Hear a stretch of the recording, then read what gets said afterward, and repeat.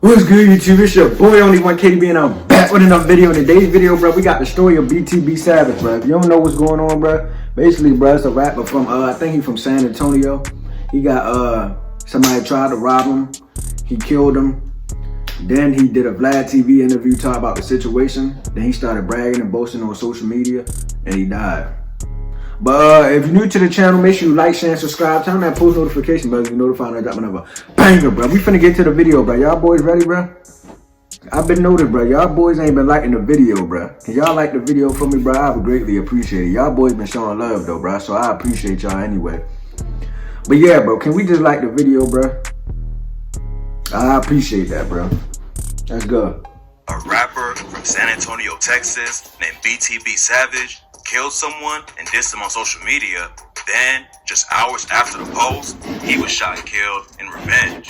He made headlines last week for telling DJ Vlad how the shooting went down, and now he's in the spotlight. He shouldn't have went on Vlad, bro. That nigga the police. We're breaking down exactly what happened in this wild story. Let's get right into it. On March 30th, headlines in Houston broke that a man had been shot to death in his vehicle around 6 p.m. Before anyone knew that BTB Savage was the victim, the cops had already figured out that it was a targeted shooting because of how many bullet shells they found at the scene. According to reports, Savage was in his white Mercedes in a good part of town called River Oaks, and the whip was filled with bullet holes. Two shooters pulled up and boxed him in. Then they started letting off shots. It's not clear how many times Savage was hit or if he even shot back, but by the time help arrived at the scene, it was already too late. Savage getting gunned down in the middle of a nice neighborhood like that was shocking. But then, the story got even crazier. Come to find out, a few hours before he was murdered, BTB Savage posted a couple of selfies on Twitter. I remember that, bro. Dry blood. And just a warning, the images are pretty graphic. Savage was trolling a dude who was killed in his apartment a couple of months ago. And last week, he went on Vlad TV to air out how everything happened. According to Savage, a local rapper had been trying to get a feature from him for a while. They ain't really know each other, but they'd run into each other at shows and around town sometimes. One night, a couple months ago, the dude got in touch with Savage and finally agreed to do a feature. Y'all think he should have did that interview, bro? First of all, bro, I don't think he should have did the feature that late anyway, cause he said on the Vlad video it was like 11 or 12 o'clock, and like it was real late, bro. Bro, first of all, my girl in here with me. My son in here asleep. It's 11 o'clock and you calling me about a feature. Nigga, you lying to me. Me and my girlfriend in Netflix and chill. Nigga, you better call me in the morning or something, bro. Don't call. Yeah, I would've just did it, the feature right there. Like, bro, don't hit me about no feature and it's this late, bro. But yeah, bro, we finna continue. Sure. And later that night, the other rapper pulled up to his apartment with a car full of dudes. The rapper came into Savage's apartment with a 34-year-old named Omar Richardson. Savage said he felt kind of weird because both of them was looking around the spot when they walked in. But then Richardson flashed some bread and Savage thought it was all good.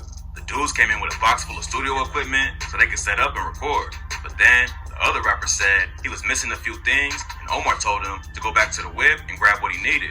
Savage thought something was off, so he locked the door when the rapper went outside. I would've locked the door too. Fuck that. Omar started asking Savage about his jewelry and who he got his pieces from. And when Savage reached down to show his chain, Omar upped his strap and told Savage to hand everything over. At first, Savage told him he wasn't giving it up. But after Omar said he'd shoot him and his girl too, Savage started taking the chains off. When Omar first pulled out the gun, Savage was too far away to make a move.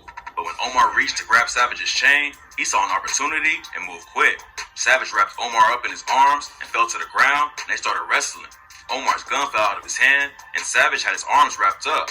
And that's when Savage yelled for his girl to come shoot him. She came in and popped him in the back twice, but that ain't slow him down.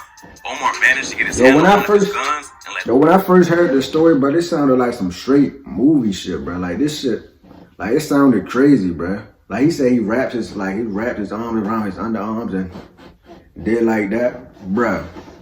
That shit sounded crazy, but we finna continue. 3 shots off at Savage's girl. But luckily, every shot missed, and Savage got him back under control. He told Omar his son was in there, and he just needed to leave. But instead of ducking out and getting himself to the hospital, Omar told Savage he was gonna kill him and kept fighting.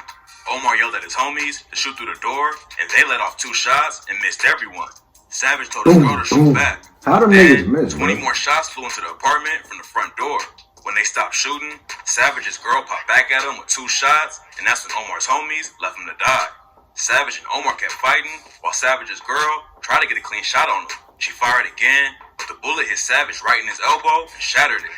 His bone was poking through the skin, and he couldn't even hold his arm up. But he got his body out of the way, I know and his that girl shit shot hurt. Omar one more time in the torso. Savage tried to get him to leave again, but Omar said he wasn't going without getting something. He was crawling on the floor This nigga with a was gun in his determined. hand right next to Savage's son's room, and that's when Savage jumped on him. He put his finger over Omar's and let off all the rounds left in the magazine. When Omar realized he was out of ammo, he started telling Savage he had kids too and asked him not to let him die.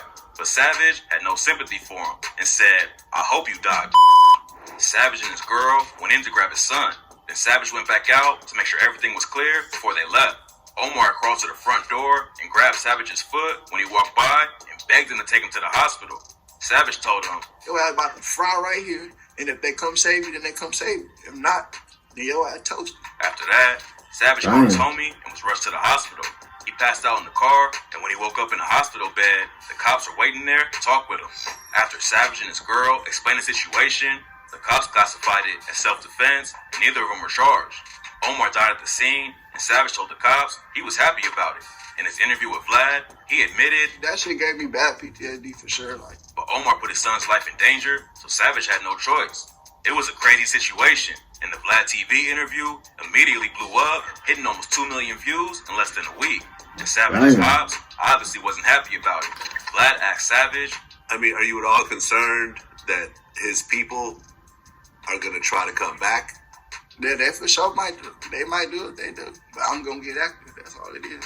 unfortunately, it ain't take long for the get back, and some people are blaming the interview for his tragic death.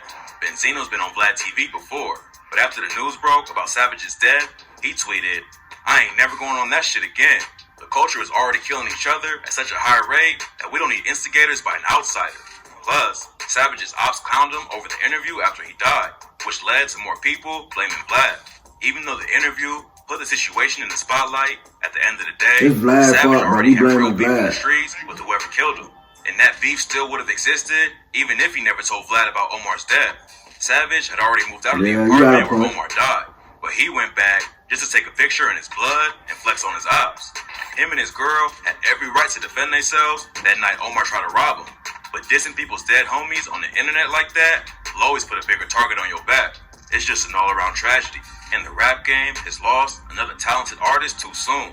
BTB Savage never hit the mainstream, but he was working hard the last few years and definitely could have made a name for himself in the industry, especially with the extra exposure from his Vlad TV interview.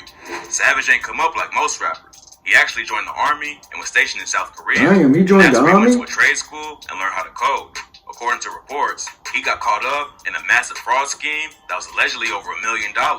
And that's when he got kicked out of Korea and decided to hop in the booth. He tragically left behind a 4-year-old son who will have to grow up without his dad around. And Savage said that his son was the only thing that kept him going. BTB Savage was hustling hard to make it in the industry and provide for his family, but the streets caught up to him before he could hit the mainstream. Rest in peace to BTB Savage.